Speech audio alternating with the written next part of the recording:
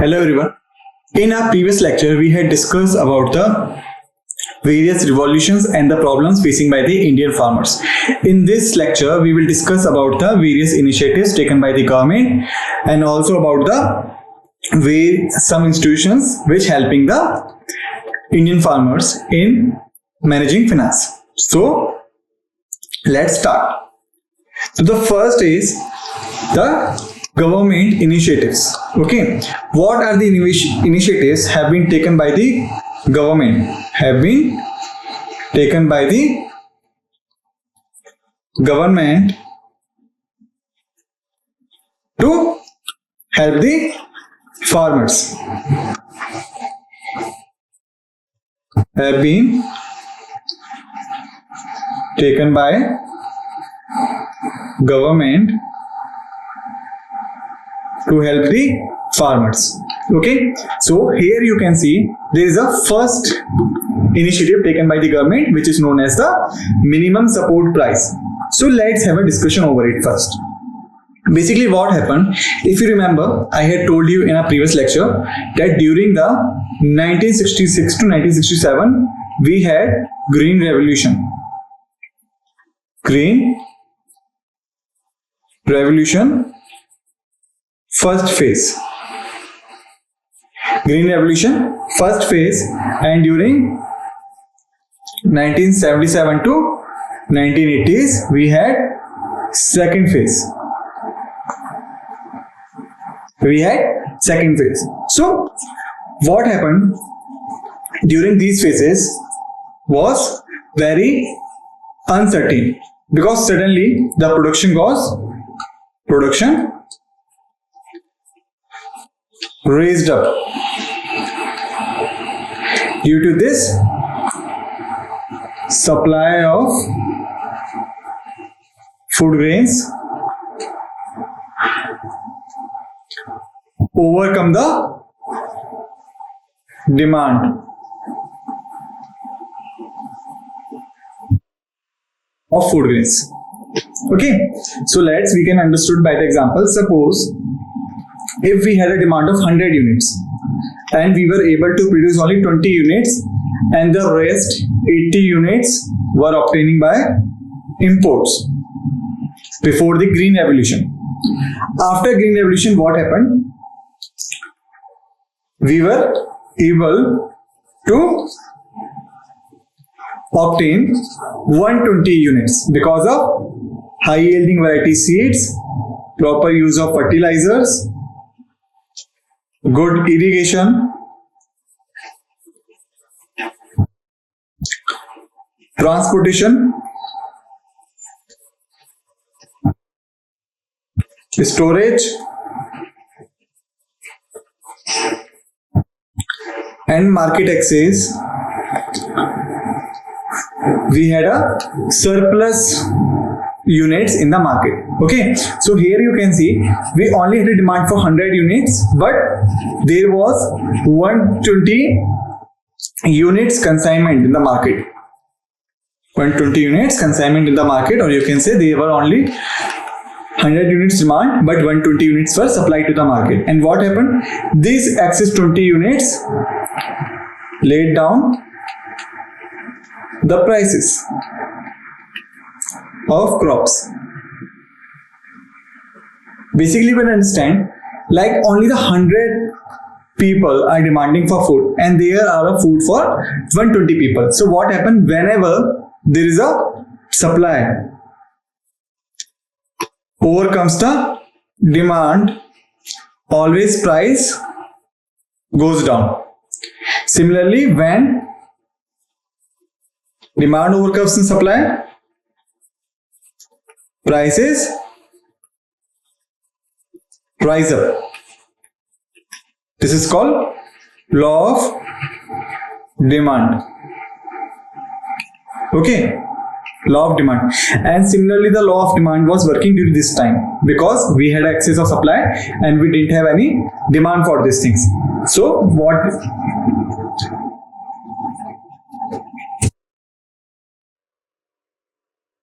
So what happened? The prices were falling down rapidly and the farmers were not getting what they had invested in the production. So that's why the government had to introduce the minimum support price. It means fixed rate. It means fixed rate on which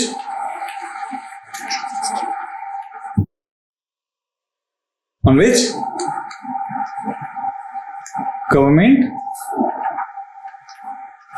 will purchase the crops. Okay, simply means there is a fixed rate on which government will purchase the crop if no one is purchasing the farmer's crop. Simply means if government has decided rupees 10 per kg for the farmers, and if the private vendors is asking for 8 rupees per kg, then the farmer can sell his products to the government on 10 rupees per kg. So no one is allowed to purchase the goods from the farmers below this rate, which has been decided by the government. Got it? And which organization or which body decided this rate? This rate is decided by Committee for Agriculture, Cost and Production. Committee for Agriculture, Cost and Production. CACP. Okay. This committee is in charge of deciding MSP rates. Got it? Okay. And MSP is basically calculate on 1/3 of total production cost. Second, market situation. Third, inflation rate. And the fourth, climatic factor. First one, second one, third one, and the fourth one. Okay, so these are the factors. Calculate on the 1/3 of total production cost, then the market situation where there is an excess or there is a shortage of the goods. Second, inflation rate. If the inflation rate is already high, the minimum support price will be down so that people could easily purchase their food. And the calamity factor basically helps the government to decide whether the farmers should receive a high payment because most of their crops get damaged, or whether they should receive a fair amount because there was no such harsh conditions in the climatic point of view. Okay, so that's how the MSP decided, and total 22 crops are covered.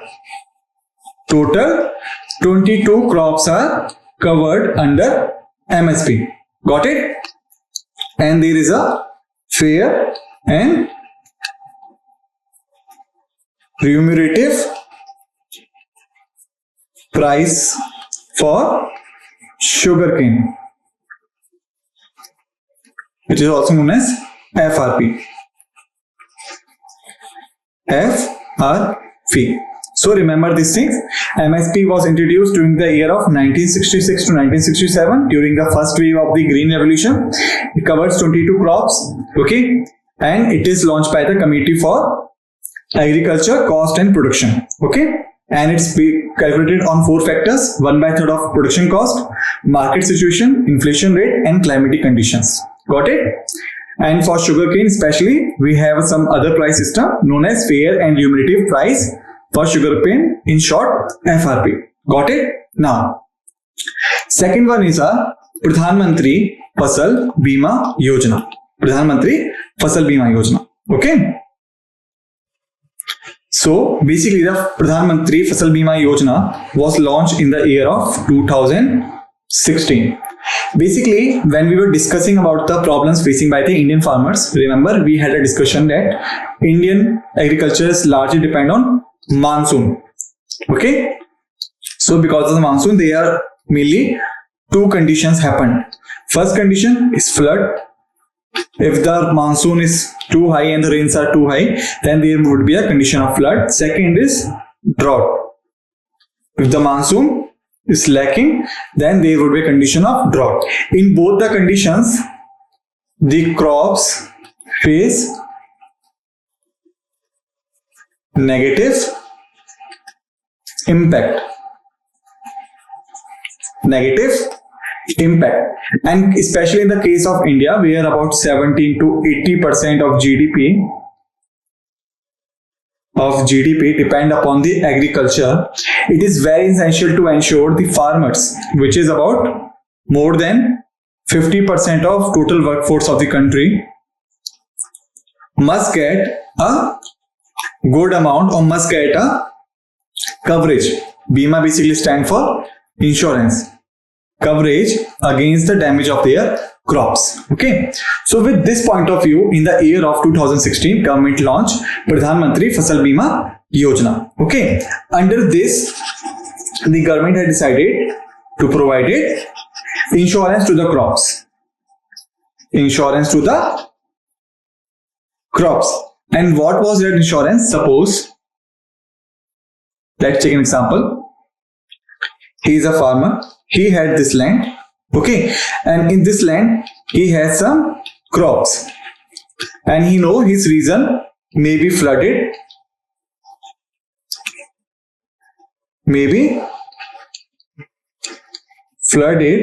or maybe in drought.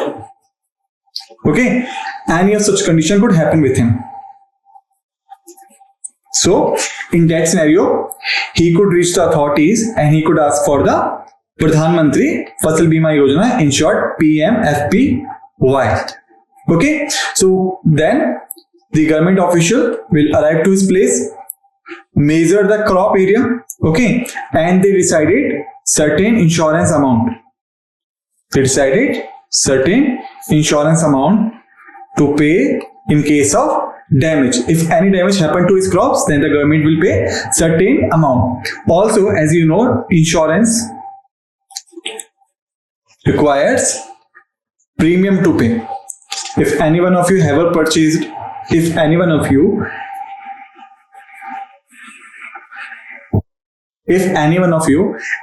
insurance, then you know against the insurance amount you have to pay some premium. Similarly, in this case, the government decided some premium to be paid by the farmers. First for Kharif crops, second for Rabi crops. First for Kharif, second for Rabi, and third for commercial. Okay. So in case to claim the Pradhan Mantri Fasal Bima Yojana, you are required to pay some premium. For Kharif, it is 2%. For Rabi, it is 1.5%. For commercial crops, it is about 5%. Okay. So a farmer who is claiming the rights under Pradhan Mantri Fasal Bima Yojana required to pay this premium to the government authorities. Kharif crop 2%, Rabi crops 1.5%, and commercial crops 5%. Got it? So here we have finished about the Pradhan Mantri Fasal Bima Yojana. Got it? Now come to the next point. It is Soil Health Card Scheme. Basically, this scheme was launched by government in the year of 2015. Okay, in the year of 2015, the government has launched Soil Health Card Scheme. And the question is, what is Soil Health Card Scheme and what was its requirements and why it was introduced? The first thing, as I have told you, India has so many types of soil, like alluvial soil,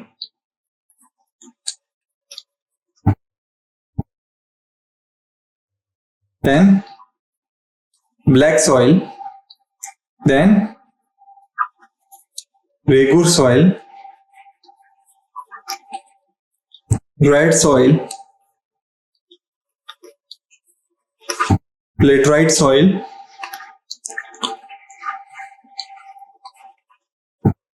marshy soil. Okay, so these are some kind of soils which are generally found in India. Okay, and what happened, as I have told you, there is impossibility that the soil A will be similar to soil B in every conditions. Okay, there could be some factors like factor 1 or factor 2 could be similar with factor 1 and factor 2 of B, but it never be happen that the factor 3 would be similar to factor 3 of the B. It could never be happen.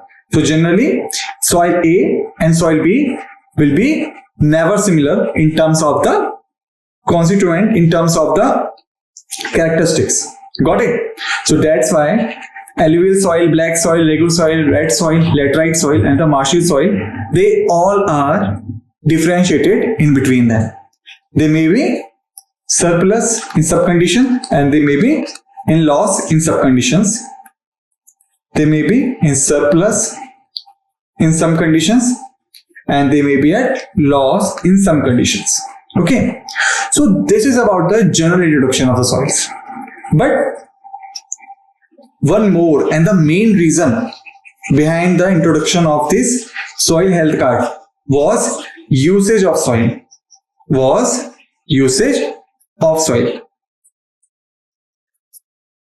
For this, we could take an example. Suppose if you have buy a cycle, and you use it regularly, then after some time it got depreciated. You have to change its tires, you have to greasing it, you have to tighten its brake,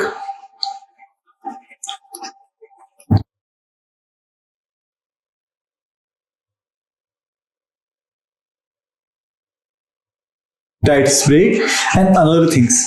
Okay, so here we can conclude, if a thing is in use for continuation, then there would be a depreciation or there would be a depletion.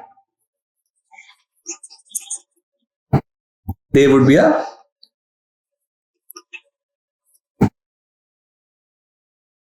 decreasing in its strength.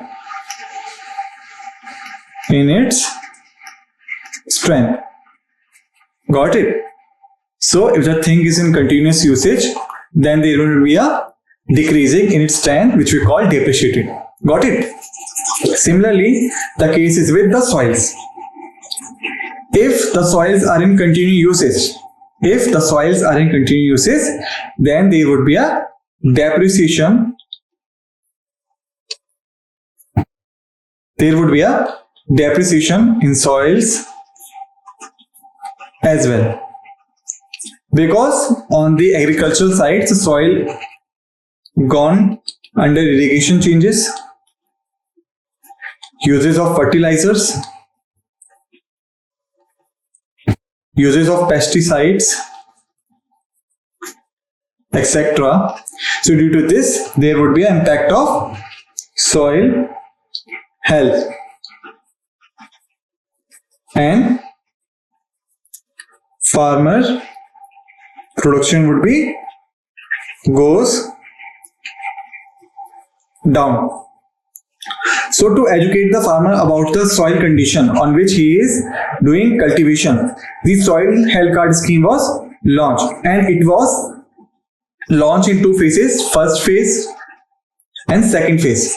First phase is from 2015 to 2017 and second phase is from 2017 to 19.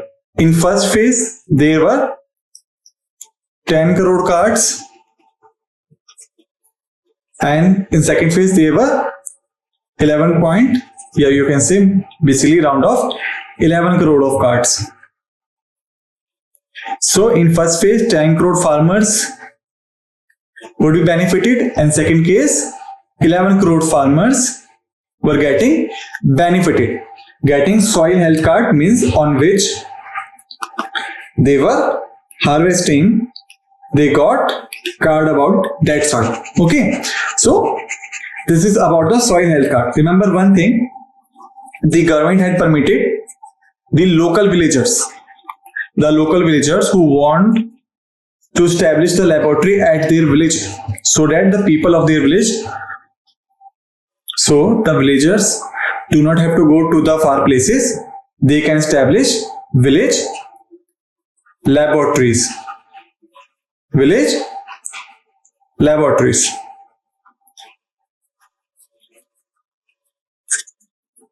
Or you can say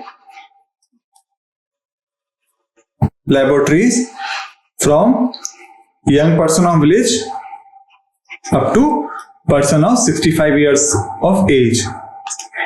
If the person lies between this age scenario, then he could open the village laboratories. Okay, and 75% cost of village laboratory will be paid by central and state government. Got it?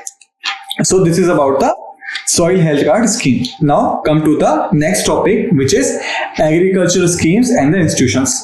Basically, the government had introduced so many institutions to help the farmers. Actually, as I have told you in the previous lecture, that there is a rural indebtedness. Means the farmers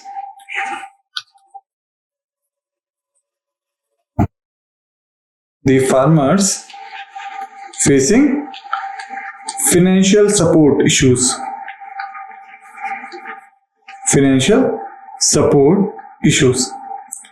There could be so many possibilities happen to the farmers about the financial, like to bear cost of production.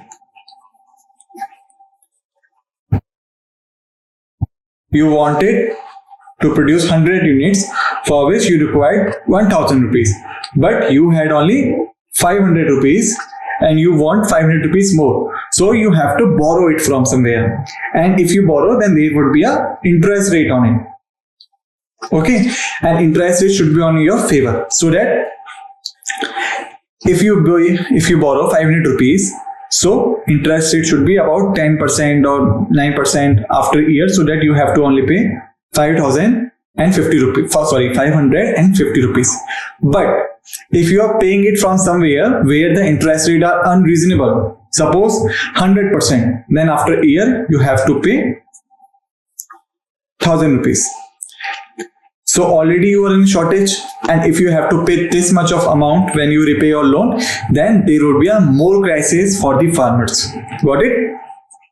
So it was a serious issue. First is cost of production issue, as we had discussed. Second factor is crop damage.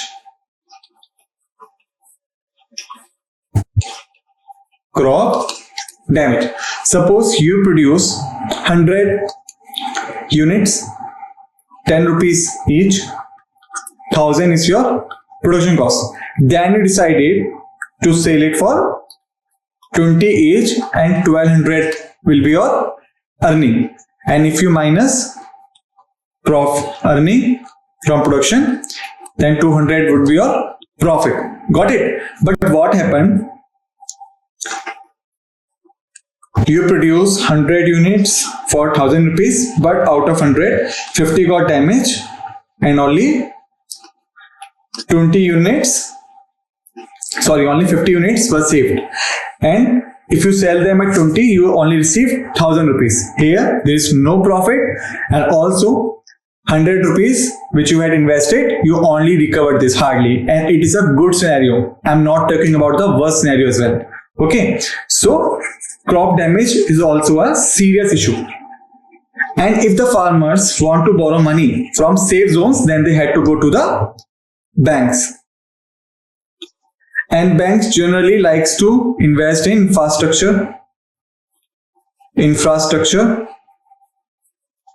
businesses, and government security. Or you can say government bonds. Okay, so basically the banks are very interested in investment of their money in these areas. They are not interested to give loans to the farmers. So to dealing with this condition, the government had introduced NABARD, National Bank for Agriculture and Rural Development, in the year of 1981. So the NABARD was established in the year of 1981.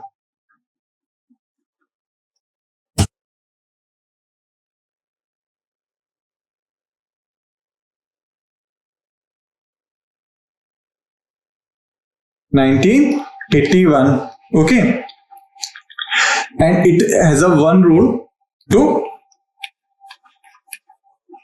provide support to farmers and institutions helping farmers. Okay, we would have a in-depth discussion on awards in our upcoming lecture. Till then, remember, it was established in the year of 1981 to provide support to farmers and to provide support to the institutions who are helping the farmers. Now, Rashtriya Krishi Vikas Yojana. Okay.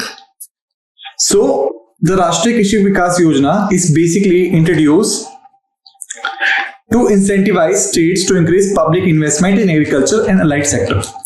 Okay. Basically, it is done to attract the private players. Private players, state authorities,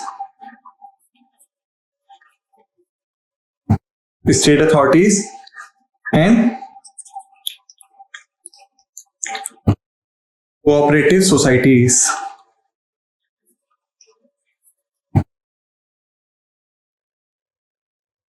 Invest more and more in the agriculture so that they could earn the more incentives. Basically, so you can understand, like if this was a land and here the farmer could produce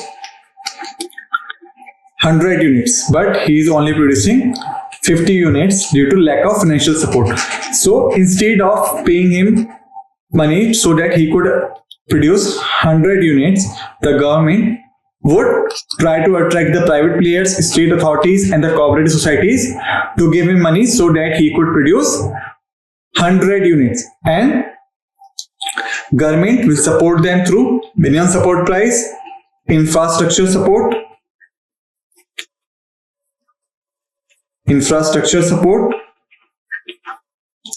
and market and storage facilities. So that the farmer and the investors who invested in his field would get incentives and will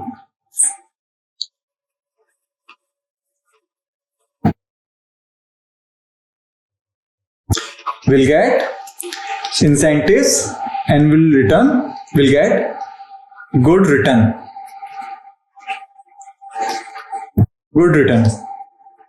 Okay, and when the private sector get involved in the agriculture, the income of the farmers as well as the GDP will grow up because the private players always have a good amount of money to invest. Like you have understood about the Lay's, okay, Maaza, or you can say the Fanta,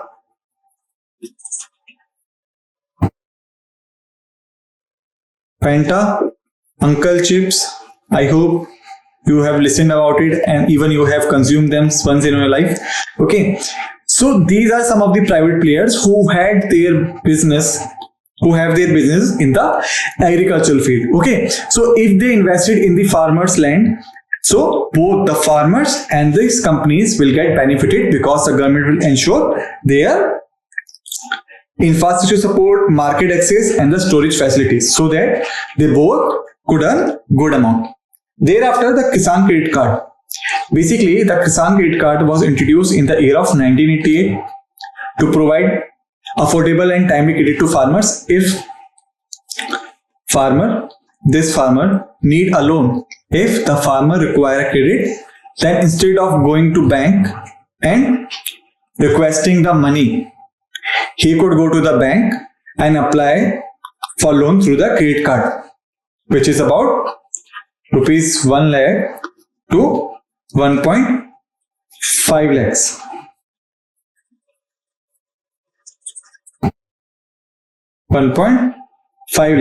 So basically the Kisan Credit Card was introduced to make easy farmers to get loan from the banks. Okay, and also it could be used as an ATM so that the farmers could take money from the ATM machines as well.